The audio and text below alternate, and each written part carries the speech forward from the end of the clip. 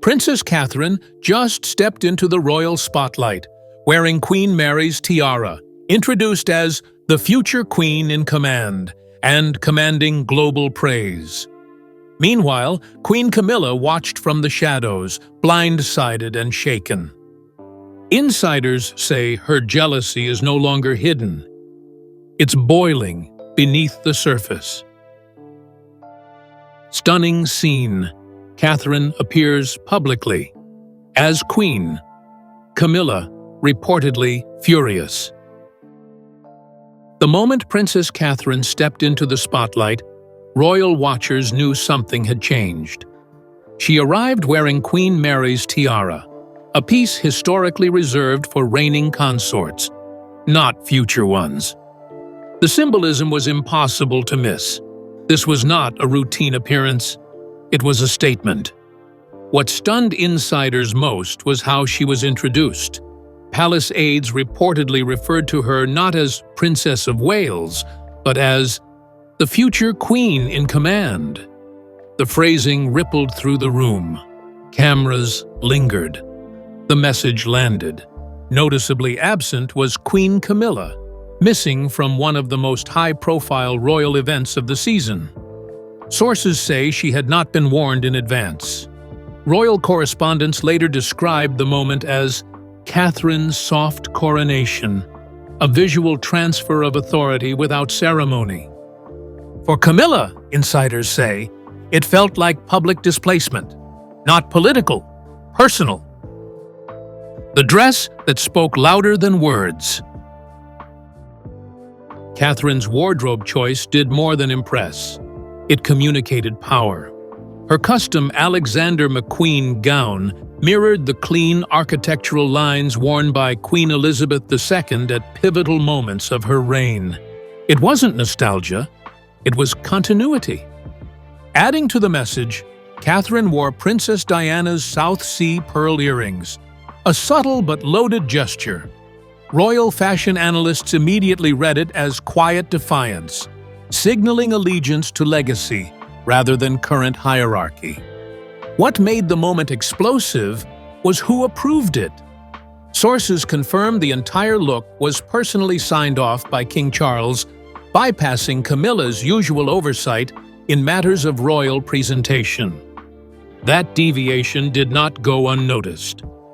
Fashion commentators were unanimous. The appearance was deliberate, rehearsed, and unmistakably queenly. Catherine wasn't waiting for a title. She was inhabiting the role, and the palace let it happen.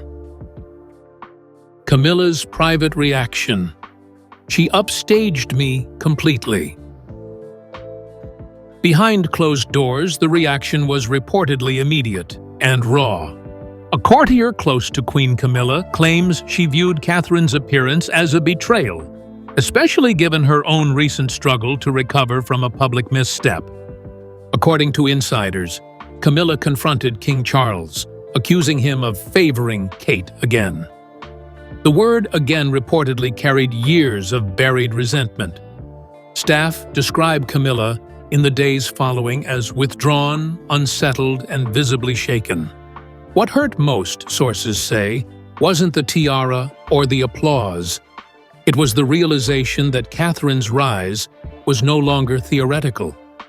It was happening now, in real time, with institutional approval. Royal observers believe this moment marked the deepest rift yet between the two women.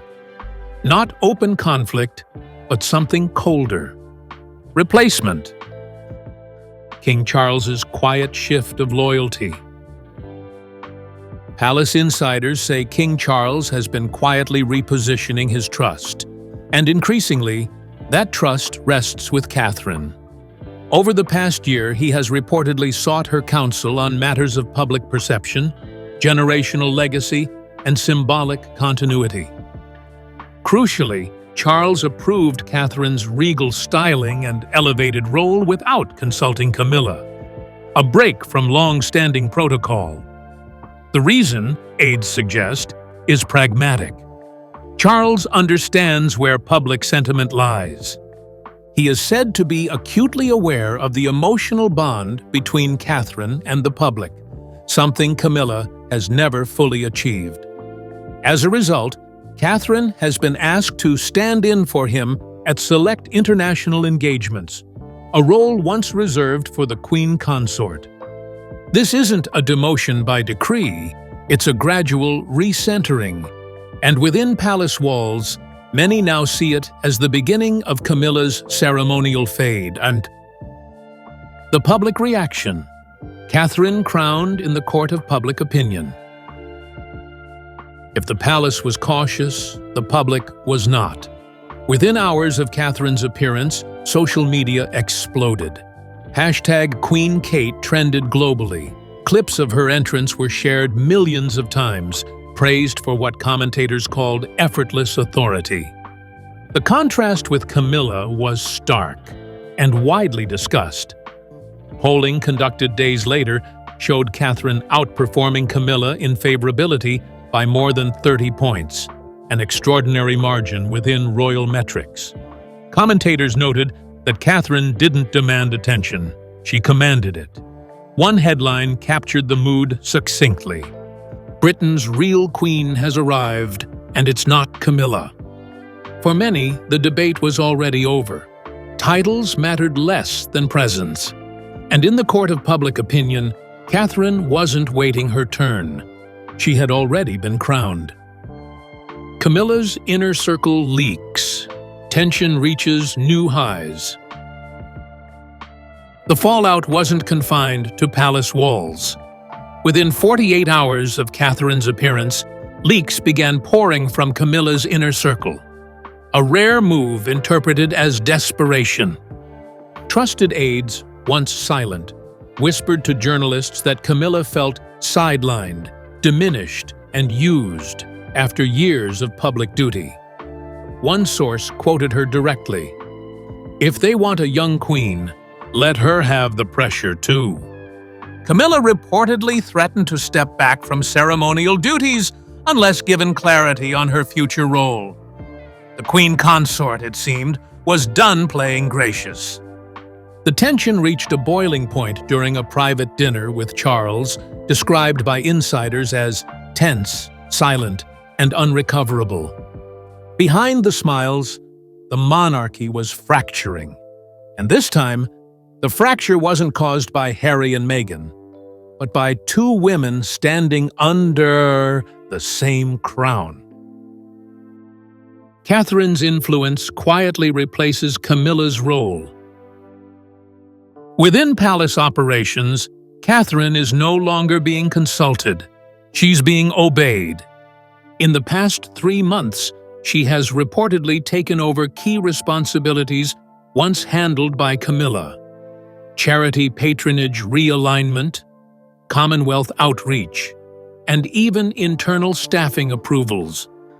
Senior officials now refer to Catherine as the operational Queen Consort, noting how seamlessly she steps into roles previously reserved for reigning consorts. State planning meetings, once Camilla's domain, now happen with Catherine present. Camilla, by contrast, is often updated afterward, not invited. Her schedule mirrors that of a reigning monarch, not a future one. And in the international sphere, her voice now carries more weight than the king's spouse. One longtime aide put it plainly: when the palace wants to move with the public, they call Catherine. When they want silence, they call no one. Camilla's influence is shrinking, not from scandal, but from Catherine's calm supremacy. William's growing power leaves Camilla isolated. As Prince William's authority expands, the landscape within the monarchy is shifting, and Camilla finds herself increasingly on the outside. William, now seen as the monarchy's chief strategist, has tightened his grip on key operations, media relations, succession optics, and ceremonial planning. And with each decision, Catherine rises, while Camilla is left adrift. Behind closed doors, William reportedly approved Catherine's elevated public role and made clear it would not be scaled back. She doesn't need a crown to command the room, he allegedly told aides. The long-rumored tension between William and Camilla has now materialized into silence. There are no joint appearances, no shared briefings, no trust. Palace staff have taken note. Loyalty flows upward to William and Catherine, not sideways to Camilla. The message is clear. The monarchy's next chapter is already being written, and Camilla's name is fading from the draft. Camilla's jealousy mirrors Diana-era tensions. Royal historians and biographers are drawing painful parallels between today and the 1990s. Once again, Camilla finds herself in the shadow of a younger woman, beloved, elegant, and publicly adored. Just as Princess Diana once eclipsed her, Catherine now steps into that same light, but with the crown's full blessing. The whispers inside court circles echo with familiarity. Camilla's fear isn't just being outshone, it's being remembered as the placeholder queen, never fully embraced. Catherine, by contrast, wields grace as her armor. She does not clap back. She does not leak. Her refusal to engage in drama has only amplified her mystique. And unlike Diana, who battled the institution, Catherine is now shaping it from within. For Camilla, it's a haunting repetition, standing at the edge of royal greatness, watching another woman wear the people's crown. The future is written. Catherine's reign has quietly begun. There is no need for a formal proclamation. No crown has been placed, and yet, in the eyes of the public, the press, and even palace staff, Catherine is already reigning. Internally, she's no longer referred to merely as the Princess of Wales. Senior aides now label her in official correspondence as Queen-in-Waiting without waiting. Her schedule mirrors that of a reigning monarch. Her presence, whether at state banquets or overseas briefings, is leading. Foreign dignitaries have begun requesting audiences with Catherine over Camilla, acknowledging the inevitable shift in power. Most tellingly, King Charles has reportedly asked her to take the lead at trooping the color should his health falter, a ceremonial role historically reserved for the monarch or consort. The move sent a message louder than any royal decree. The monarchy is entering a new chapter, and Catherine is at its helm. Those closest to the palace speak of a quiet transition, not a coup, not a crisis, but a graceful handover of symbolic power. Charles, ever mindful of the public's favor, sees in Catherine what the monarchy desperately needs: credibility, calm, and connection. Where Camilla brought survival, Catherine now brings revival. The public, too, has made their choice. Polling shows overwhelming support for Catherine, with many Brits already referring to her as our real queen. Her blend of tradition and modernity has created something rare in royal history: a leader who commands without demanding, who inspires without drama. This isn't about jewels or formal titles. This is about trust. And Catherine has quietly earned it, not through headlines, but through years of unwavering service, unshakable dignity, and public empathy. The monarchy is evolving, not with a roar, but with the whisper of velvet authority, firm, elegant, and undeniable. The question is no longer if Catherine will wear the crown. It is how soon, and whether Camilla will still be standing when she does. Catherine's reign hasn't begun officially, but symbolically, it already has. With Charles's blessing, the public's love, and William's unwavering support, she's stepping into a role Camilla was never fully embraced in. Camilla's tears, once seen as resilience, now echo with regret. Palace aides speak of a shift too big to reverse. Every appearance Catherine makes is one less Camilla can claim. The monarchy has chosen its future, not in title, but in presence. And the queen consort, once poised beside the king, now stands eclipsed by a younger, stronger, and more beloved royal. The crown's weight is already shifting.